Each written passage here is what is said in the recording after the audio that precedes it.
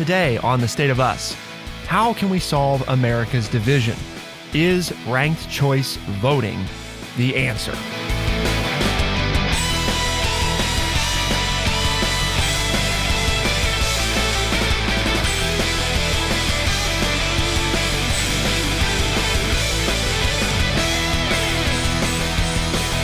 Welcome to The State of Us. I'm your host, Justin T. Weller, and I'm joined by our friendly redneck liberal, Lance Jackson. And he's a big proponent of changes and adjustments to our democratic tried and true system, so you know he's going to love the idea of ranked choice voting. What's our word of the day, Lance? We'll see about that, but our word is ingenuous. Now, do not confuse this with ingenious, because I could have chosen that one if I felt like Justin said, but I feel more like ingenuous, which is an adjective, 4 syllables, INGENUOUS. It means simple, artless, naive, without guile. That's kind of the way I feel about ranked voting, at least as we start the show. We'll see what the articles we've read and Justin's discussion has on my opinion, but right now it's very ingenuous. Ingenuous. Yeah, I see. It would be easy to confuse that with ingenious. I do not think that ranked voting is ingenious. I think it is ingenuous. I think it's been done with good intentions, but is really naive and not very strong. I would contend that ingenuous is an ingenuous choice of word and spelling, given that it's so close to ingenious. So that puts me at like 4. So where are we going with this? I mean, let's start out with... You said that, I do like change, but I'm not necessarily a fan of this as we got started. I told you that, basically, I could say, yeah, this is the dumbest thing I've ever seen, and the show's over. So where are we taking this discussion? Where do we go from there? And then we have an article here. Well, actually, not an article. It's an opinion piece. And these people don't like it, but I don't agree with any of their rationale. I think they're way off base on what's the matter. So you don't like it, but the other people that don't like it, you think they're dumb. Yes. So. The reason that they don't like it are not valid. I'm glad we got it all ironed out here, nice and clear for the listeners. Right. Their rationale is ingenuous. Okay. They have an ulterior motive with them not liking it. Yeah. I just think it's harmful to the democratic system that I've grown up with. So let's understand what is ranked choice voting. Basically, if no candidate in the field gets more than 50% of the first choice votes on an initial tally. So just to be clear, right? If Lance, me, and 5 other candidates are all in a race, okay, under ranked choice voting, if I get 51% of the vote, or 50.00001% of the vote, right? Mm-hmm. If I get anything above 50% of the vote, then it's over. Everything's just like we've always known, okay? The race is over. There's no special nothing. If anybody gets more than 50%, they are the winner immediately. But assuming that on the first tally of votes amongst all candidates that no one gets 50%, then the process moves to an elimination round method. The lowest polling candidates are eliminated from the lineup, and their votes are reallocated to whichever remaining candidates that those voters ranked next, okay? So, in other words, they chose Sally, and she's in this election with Lance and I, right? And Sally only got, 2% of the vote or something. Well, Sally doesn't really stand a chance. Justin got, 25, Lance got 28, and Sally's... Sally did not, right? She got very low. So anybody that chose Sally, now Sally's out, right? But whatever their second choice was on the ballot, they rank candidates, right? Based on the number of candidates. So if their second choice was Lance, now everybody who chose Lance as their second choice, those votes go over to Lance. And then it continues in this method until a candidate arrives at least more than 50% of the vote. In some cases, obviously, they'll arrive at 70 or 80% of the vote, because once you eliminate enough candidates, that's how it works. And the way to think of this, and one of the nicknames for it is the instant runoff election, right? Mm-hmm. Not all states do this, and not all, local municipalities, but in many places around the United States, if nobody achieves, right, more than 50% on the initial election, then we actually hold a runoff election where voters have to come back and people have to vote again on, and it depends on where you are, usually the top 2 candidates, sometimes, the top 3 candidates, but they have to vote on a reduced set of candidates. So you wipe out the bottom section that has the lowest vote and you come back and you vote again. And so the reason that this is sometimes referred to as instant runoff is basically you're eliminating the process of coming back for a runoff election, because the thinking is you rank, if there's 5 candidates, you rank candidates 1 through 5 with your preferences, right? 1 being your most preferred and 5 being the one that you least want. And if your choice of candidate is not selected on the first ballot, your vote, is not invalidated or thrown out necessarily. Rather, your vote goes to whoever your second choice was. And if your second choice isn't chosen, then it goes to whoever your third choice was, and so on and so forth. And in theory, I think, in the basic concept of, well, that makes sense. Why would we want to waste people's time coming back for a runoff election if they can just rank everybody up front and then, it's taken care of? There's going to be a winner at the end of the day. There will never be a runoff. So it sounds good, but like with anything, one of the big challenges is whether or not people understand how it works and therefore how to rank candidates and what the implications are of how to rank those candidates. Or does it really solve the problem? Come on, that's the other part of this. Because what's wrong with having a runoff if nobody gets 50% of the vote? Because here's where, and you can explain this to the listeners, my biggest contention here is there were more than 140,000 ballots that were exhausted, meaning they did not name either finalist and were therefore thrown out. That made up 15% of the 940,000 votes cast, a higher rate than in some other ranked choice elections. And in San Francisco in 2018, 8.5% of the ballots were exhausted. So because I don't pick 5, I don't get to count at all. Now, that doesn't seem like an encouraging way to get people to join this process when maybe there aren't 5 people I like. Maybe I don't agree. There aren't 5 people that I agree with. And so therefore, when I vote for whom I want and then I don't even be allowed, my ballot's not even part of the process. Or if I'm misunderstanding this, explain it to me, because that's my biggest reason to be against this. It's like, you don't ever throw anybody's ballot out. Well, and I think, and this is where, right, some of the learning curve comes into the way the process works, is that really nobody's ballot is being thrown out any more or less than it is in any other election. Because let's just say there's 3 candidates in a race, right? You, me, and Sally again. And Sally is, the Green Party candidate, right? And people show up and they vote for Sally and she gets her 3% of the vote, right? And between Lance and Justin, we take the rest.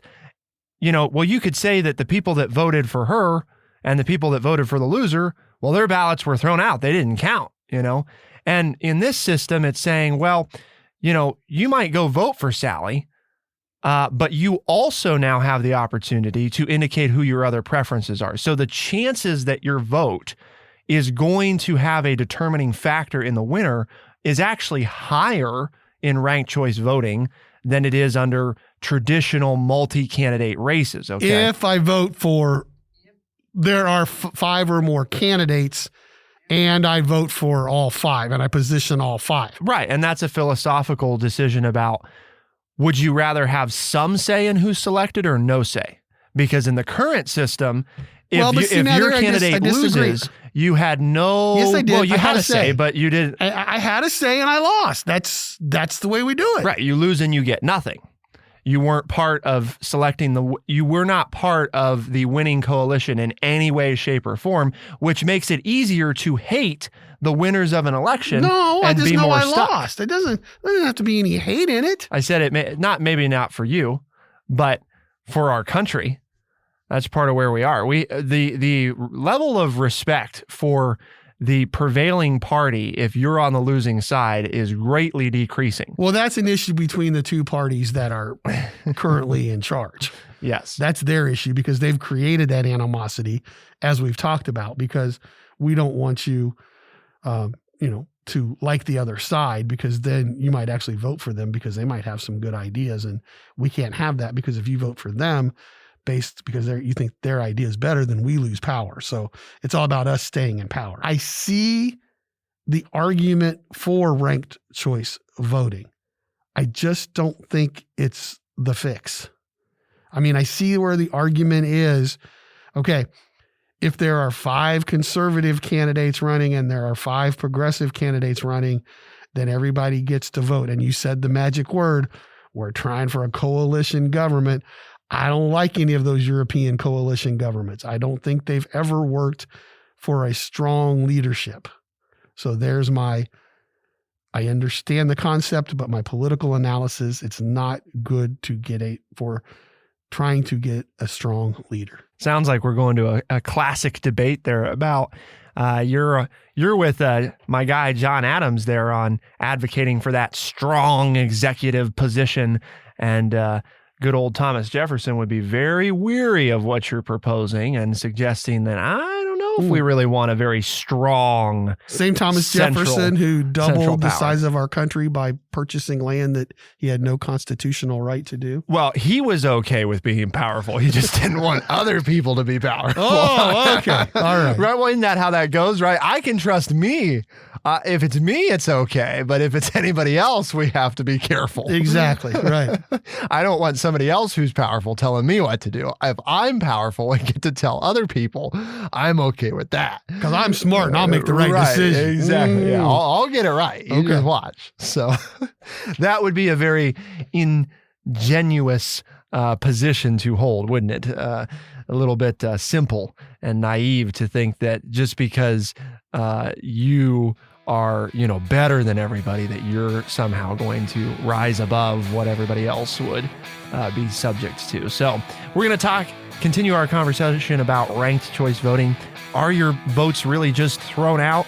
And has there been success with this in the United States? What do voters think about it? I mean, were we just pushing people to do something they don't want to do, or is there support for it?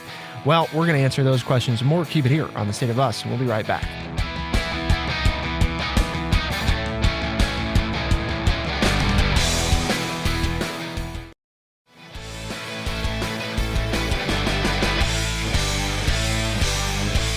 Nearly 3/4 of voters approve the new system, according to a spokeswoman for one of the city council members. The mission now should be to help provide more education on this important change to our elections. So, I mean, the question of ranked choice voting on a whole, right, is an interesting philosophical one that we've debated so far. At the end of the day, we do live in a democracy, and I think Lance and I are on the record as saying, the government obviously should do as the people wish. And if the people of New York City wish to have ranked choice voting, wholly, somewhere close to 75% of them, that then seems like, we can debate all we want whether or not it's good or bad, but the will of the people seems to be behind the notion of ranked choice voting. I think the obstacles that are encountered, like with any new thing, deal with some of what Lance briefly touched on at the beginning, which is the question of, if people don't understand it, do you unfairly disenfranchise some who don't get that if you only choose one person, then there's a good chance that, you're not going to have any say in the final candidate selection, because if the one person you choose only gets 3% of the vote, then you just lose and you're out, just like in the current system. So, if you're going to make full advantage of the system, the people that understand it have an advantage because, well, I'm going to use statistically, right, and strategically, you should use all 5 choices. Even if you hate your 5th choice, you should use all 5 choices. And this is just in this election 5 choices, right? I mean, everybody does it. It can be different everywhere. You may not have 5. It might be 3. It could be 10. whatever it is. You should use all the choices that you're afforded in order to have the greatest impact on the outcome. If you choose less than the maximum, that's where then you're at a disadvantage only relative to other voters. Because again, keeping in mind, under the current system, you only get one choice, right? And if your choice ain't the choice, then you just lose, that you're just out. So, and that is the biggest difference is, do we want a system where you either choose the winner or you don't? Or I didn't choose the first winner, but I do have a second and third, preference that I feel pretty good about, and I may get one of those choices. I'm not flip-flopping here and I'm not being ingenuous, but I do see the argument here because in the article, it's some of the advocates of this ranked choice system says that it helps improve the fortunes of female and minority candidates. That, and you say, well, now wait a minute, you're not for this. Why would you be for that? Well, I don't think because you're a minority or you're a female, you're automatically a better candidate. I don't think that's why anybody should choose an elected official. But I do agree that the current system is biased in favor of white males. Before you turn me off here, listen to this. I used to make the same argument in my American history class because it is a game. We have a system, right? Who wrote the system? Who wrote the rules to the game? Well, rich, white, well-educated males. So inherently, they've had an advantage all of these years. Now, what that means is if you're not a rich, white, well-educated male, you've had to learn how to play the system. Okay. And as that's happened, we've seen more minority candidates. We've seen more women in positions of power and winning offices, which I think is wonderful because why should we just choose from one very small group of people to be our leaders? We should all have equal access to being leaders because then we're more likely to find a good one. So I am not promoting this as, well, this is the way we get more women or more minorities into office because they will automatically be better choices. No, they won't. Okay. Being female or being a minority does not make you a better choice than a white male. But what it does is it allows those people to play the game on a fair level quicker, which is, for that, I'm all for that because I think the broader base that we have to choose from, the bigger the pool of people that we have to choose from, the better chance we have to get somebody who's going to work for the will of the people. The reality is ranked choice voting does make it easier for all sorts of candidates from different backgrounds and different parties to stand a better chance in an election, partly because people make more than one selection, right? And the thinking goes, again, and this is theory versus reality. Well, you have all these, now that you know that you're going to have a choice on more candidates, you might actually know more about the candidates and therefore make a better informed decision. In other words, well, I only have to choose one. So I just, find whichever one feels right and go with it. Okay, well, I have to choose 5. Then I need to know more about these candidates. Again, in theory, that sounds really good. But here I'm going to argue that other side of, in practicality, if there are 10 candidates in a field and there are 8 Democrats, you're getting into really fine nuance here for some voters between, okay, well, who is my third versus fourth choice, right? And at some point, people are just, I don't know, they just mark somebody down. And that's sort of the opposite of what you're hoping to achieve with this system, which is that people actually take time and know the candidates. And so there is a very fine balance. And I think that's part of what we're seeing in some of these places that have tested ranked choice voting, of trying to figure out what's that magic number of, you can ask people to know this many, but you can't ask them to know this many. Because if you cross a certain threshold, people just give up and they either don't write anything in, which is what Lance had talked about, or they just write whoever. And then that's where you can end up then with somebody who only ever got 8% of the vote being the person elected because people just got tired and wrote in whoever. And they're like, what the heck? How'd this guy get elected? But all of this only goes into play if one candidate doesn't get the majority of the number one votes cast. Exactly. And I think that's, before we go down the rabbit hole too far and say, oh my gosh, this is going to take forever and I was sick and tired of, after November in the last presidential election that we had to wait for all this to count and which is basically happens every time, but the vote's not that close. So we can kind of name the winner. That's not what this does. This only kicks in if one candidate doesn't get 50.1% of the vote. If Justin gets 50.1% of the vote, it doesn't matter who everybody's second, third, fourth, and fifth place vote was. It's a hybrid of it preserves the basic theory of majority rule. But if majority can't rule, right? In other words, if we can't come to a majority consensus on who should be there, then it says, let's basically eliminate the need to return to the ballot, which again, and I can't stress this enough. I think the theory, okay, the concept, the idea behind ranked choice voting, it sounds like a good idea, right? I mean, I think that if we can encourage more civil debate, candidates have to be more reasonable, have to possibly appeal to some of the voters of other candidates. I think that is all a positive, right? A plus to building a better democracy. In practice, I think there's some concerns about, will it really work that way? You know what I mean? Well, and here's my concern, because when you talk about in this our other article, it talks about the election in Minneapolis, Minnesota for mayor. And I don't think this is the reason why, I'm not going to get into, I don't think this is why Minneapolis had a problem. I think it's because police officers acted totally irrationally in the George Floyd case. It wasn't because of who their mayor was, like this article tries to argue, but they have a valid point or a valid concern for me when the person who is the mayor was only the first choice of 25% of the voters.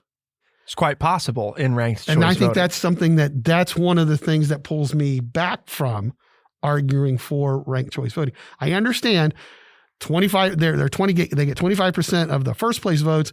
They get 60% of the second place votes, and they get like 80% of the third place votes. So obviously they're the top choice of all of these candidates. I mean, that's like the argument in the election of 1912 that when Woodrow Wilson was elected president, he got like 40% of the vote. Theodore Roosevelt, running as the Bull Moose Party, a progressive party, got 26% of the vote. The Republican Taft got 25% of the vote. And the Union leader, socialist leader, Eugene Debs got 6% of the vote. The argument is, well, the progressives, Wilson was a progressive Democrat, the progressives got 75% of the vote. So the country was happy. That was another argument that I made.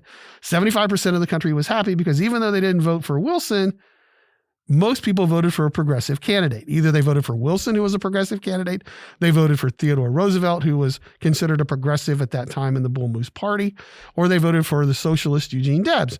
So it's like, well, things are good because most people were happy because they got that. But Woodrow Wilson became president with only 40% of the vote. I think it was 42. If the numbers don't quite add up there, I think it was 42, 27, and 6. I see the logic there because we've had it in a presidential race like that. And that's an argument that I made in class to students is like, well, this isn't a bad idea. And when you think about it, there are some parallels to ranked choice voting there. I'm sure you're sitting there and thinking, oh, the redneck liberal's talking himself into supporting. No, I'm still not. If I had to check the box, my first, second, third, fourth, and fifth choice would be no to ranked choice voting. But fourth and fifth choices might be yes. So we'll see there. Yeah. Well, here's, I guess, as you were talking about that, it made me think about this. We kind of have historically our elections are a boom and bust kind of election, right? It's my team either wins, and oh my gosh, we're really excited, or my team loses and we're heartbroken, we're crying and it's terrible and life is over, right? I mean, that's very much how our elections are most of the time. They're very, so much so, very intense. The thing, and I think this is part of can Americans embrace, instead of a boom and bust, these drastic mountains, right? And these huge valleys, or can we be okay with some soft rolling hills? Because that's more of what you get with ranked choice voting. And I think that's part of why people, they a little bit don't know what to make of it, right? Because it's like this mayor that you get in Minneapolis, right? It's like, well, he wasn't really very many people's first choice, but there were a lot of people that said he would be an okay choice. Right. So rather than half of us, almost half, because in a lot of elections, that's the case, half of us being upset at who won and half of us being elated at who won, most of us, 60 or 70%, are just okay with who won, right? Right. And I think that's a fundamental question of, because I see the argument of, well, that promotes mediocrity, right? Mm-hmm. I think that's a legitimate argument. At the same time, I think a legitimate argument is also that produces sanity. Because maybe bipartisanship? Right. Oh, maybe. Yeah. Maybe. But what do you think? Send us an email, podcast@thestateofus.org. We'd like to hear your thoughts. The question is ranked choice voting, right? That's what we posed at the beginning of the show, the answer to solving America's division? You're going to get Lance and I's answer to that. Keep it here on The State of Us, and we'll be right back.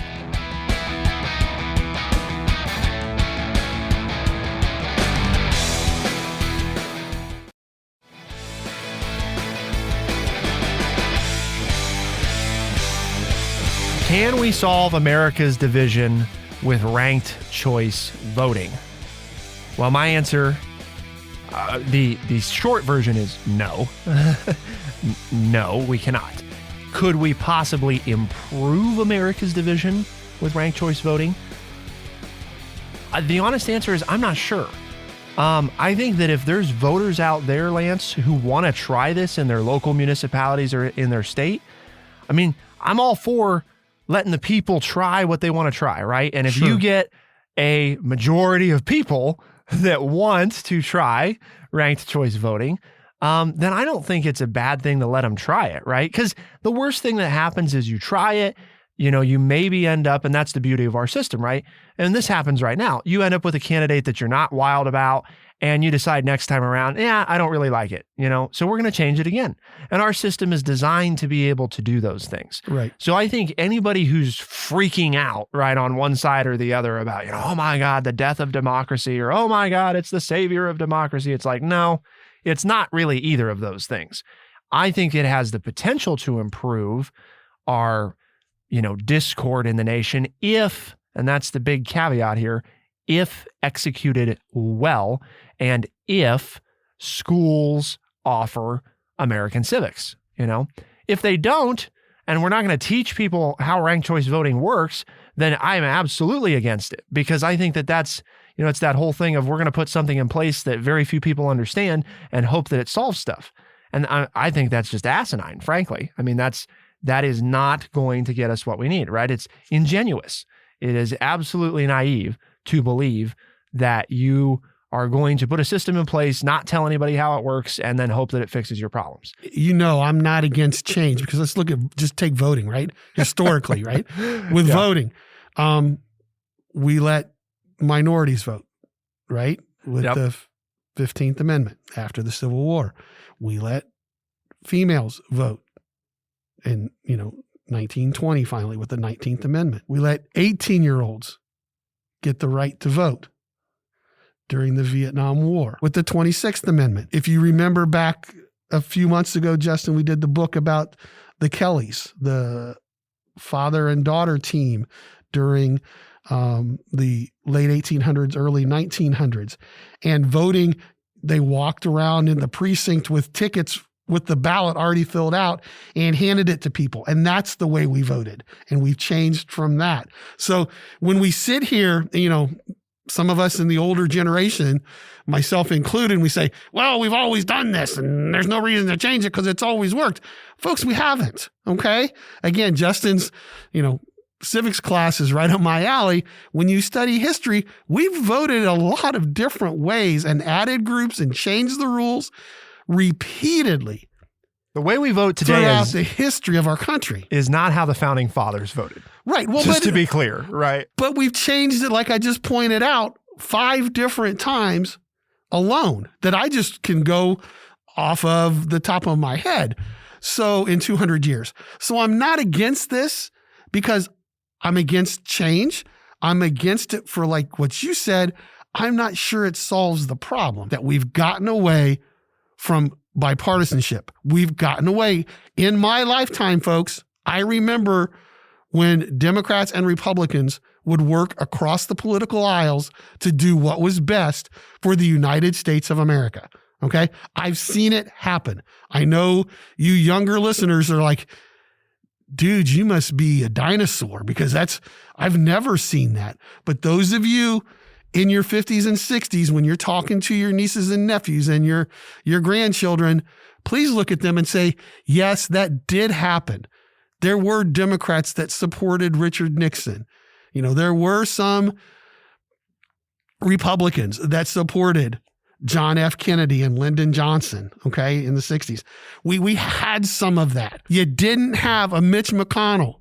You didn't have a Nancy Pelosi standing up there saying, we're just going to do what's right for Republicans. We're not going to do just what's right for Democrats. No, you had people who stood up there and said, we're going to do what's best for the United States of America and for the majority of the American people. And sometimes the minority of American people. We're going to do, Lyndon Johnson, a white man signing civil rights acts, okay, for minorities. We said, yeah, you know what? This is the time. We need to help. We need to change America. It works, people. So whatever we're going to do, we need to get back to that. You're mentioning, our recent book, Will Kelly and everything. And it just made me think about, people are so concerned about election integrity today. And I'm like, I don't think that a lot of people understand or realize that in the late 1800s, right? I mean, to your point, there were literally people that walked around with ballots that were already filled out and just handed them to people, right? Go turn this in. Go turn this in. And just imagine. After they gave them a drink of beer or whiskey. Right, yeah. Or multiple drinks of beer let me buy you a couple drinks, right? Here's the ballot. You don't have to do anything. It's filled out. Just go turn it in, right? Just go turn it in.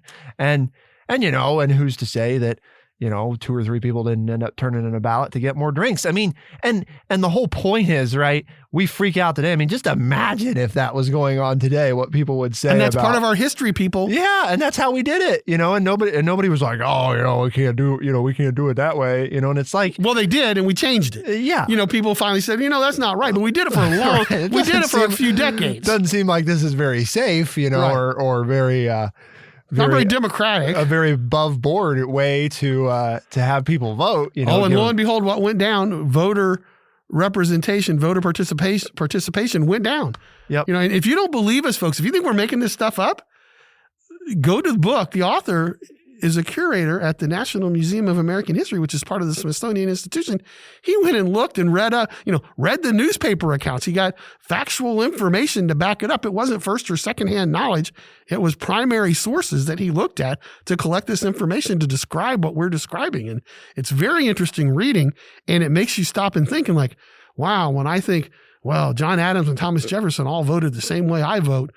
No, it wasn't. It wasn't done that way. And we've still grown and gotten stronger and become what I believe is a great country through these different ways of voting and choosing leaders. So don't poo-poo something just because it's different. Get in there and see whether or not you think it will make a positive change. And if it does, then you can support it. My feeling at this point in time, though, is I don't think ranked choice voting is that thing that's going to make it better. If people want to try it, I'll get in there and try it with them.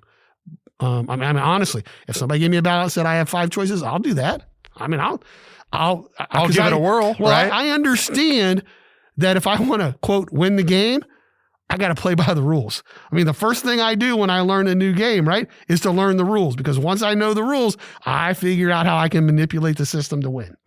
It drives Brett crazy. We'll play new games. I mean, he's just gotten used to it now, but because I mean, like if it's a new game, I read the rules, you know, and if other people want me to explain it to them, I'm like, that's fine, you know, but I always make sure everybody is offered the opportunity to read the rules, because I don't want anybody to complain later. Right? It's like, you know, don't get on me for knowing the rules better than you know them. You know, that's not my fault. But that is why I do that, right? Because it's that same philosophy of, he's like, you know, now with new games, he's like, here's the rule book because I know you're going to want to read them. I'm like, yep. Because I want to know all the rules so that I know how the game's played, so that I have the best opportunity to use the rules to my advantage. So one thing I think that we do agree on when you talk about ways to shift elections, right? Lance and I are, I think, on record. You can go back and read. We did a great book on the Electoral College and eliminating that from presidential elections. I think that there's a discussion too to be had about, we frequently treat elections at many levels of government the same. And I'm not sure that that is the best for us either, because I could see, and we don't have time to talk about it today, where there are areas where ranked choice voting would make a lot of sense. But then, for example, you take like the last mayoral election in the city of Urbana, Ohio, there were 2 candidates. So ranked choice voting literally doesn't do any good, right? Because somebody's going to end up with a majority. Right. So yeah. If 3 people voted, somebody's going to get 2, somebody gets 1, and it's all over. Yep. And if somebody doesn't end up with a majority, ranked choice voting wouldn't solve that issue. Because there were no because the only other person you can choose, choices, right, is the second. So, you know what I mean? I guess that's where I'm saying, I think there's more thought that needs to be given to it. I think Lance and I are both willing to say, hey, we're open to it, but we're also going to acknowledge that there's a number of issues with some of the ways it's been deployed so far. And we got to look at and see if there's a way to solve some of that stuff. So let us know your thoughts, because that's what we're doing here at the State of Us, right, Lance? We may be ingenuous, we may be somewhat naive, but we think we can make a difference. And that goes along with our mission here at True Chat, and that is to educate people by providing honest, open, and respectful conversations. I think we've done that. We want you to participate in the conversation. So make sure you email us at the podcast at thestateofus.org, right? Did I get that right? You got it. All right. And I'm on a roll. I better go buy a lottery ticket. And, you know, if you don't have the conversation with us, have it with your family members, have it with your coworkers, have it with the person that you're sitting on the subway next to, you know, because that's what's going to make the changes, is for us to have these honest, open, and respectful conversations with those people around us. And they say, well, where are you getting this stuff? Because it sounds kind of interesting. Tell them, hey, you can find them on Spotify, Overcast, Stitcher, Apple Podcast, and everywhere podcasts are found. The State of Us is available Tuesdays and Thursdays as a podcast, first thing in the mornings. So be sure to check the different ways that Lance said you can subscribe. And sometimes you'll get special edition episodes there, so it's a great way to listen. Of course, we're also heard in select talk radio markets, AM and FM stations around the country. For the State of Us on True Chat in Urbana, Ohio, I'm Justin T. Weller. I'm Lance Jackson. Special thanks to our producer, Bradley Butch, and thank you all, our audience, for tuning in. We'll see you next time. And today, the final score is, see, you got to hang in there. People thought I was going to forget. I have a tie, 6-6. We got a soccer, a football match going on, right? There you go. A tie. Ugh. Need ranked choice voting to see who wins. Yeah. See if you conclude. I have a 6-6 tie. So, well, thank you all for tuning in. And 6 people don't care. We'll see you next time. Be the change.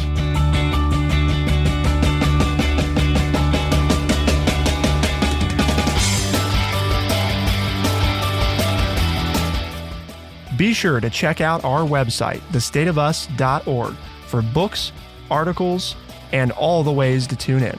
thestateofus.org.